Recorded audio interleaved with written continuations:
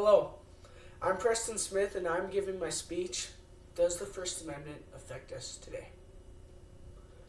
Around 225 years ago, on September 25th of 1789, Congress passed and ratified the first 10 amendments to the Constitution. We know them as the Bill of Rights. Around 2 years later, the required amount of states to passed it in their own state governments, and it became the law of the land.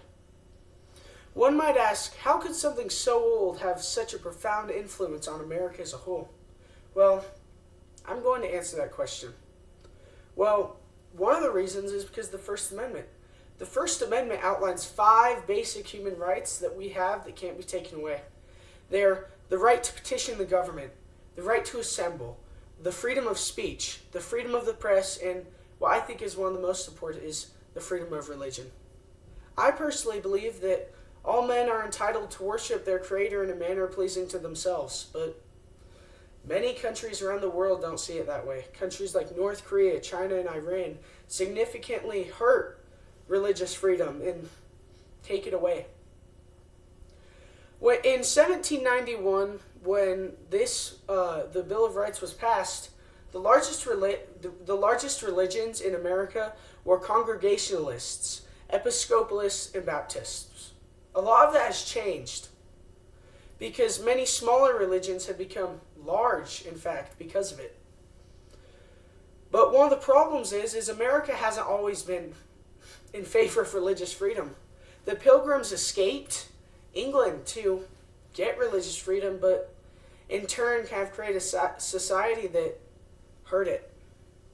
In many of the different states, they had religious requirements, or at the time they were colonies, and they had one of the requirements for every single, all of the colonies was you had to have a declaration of faith in order to hold political office.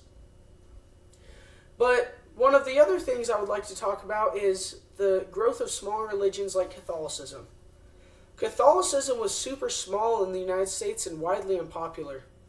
The few Catholics that were in the United States were very harshly persecuted and treated wrongly. But after the creation of the First Amendment, the Catholic Church grew increasingly in high amounts. Since the 1800s, Catholicism has grown to be around 20% of the United States population with around 68 million adherents.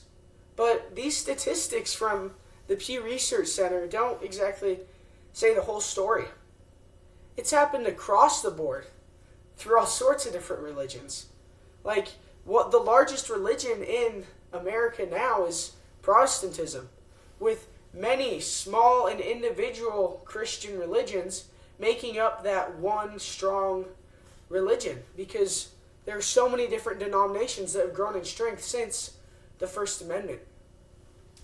And because of this First Amendment, America has been able to be kind of different from the rest of the world.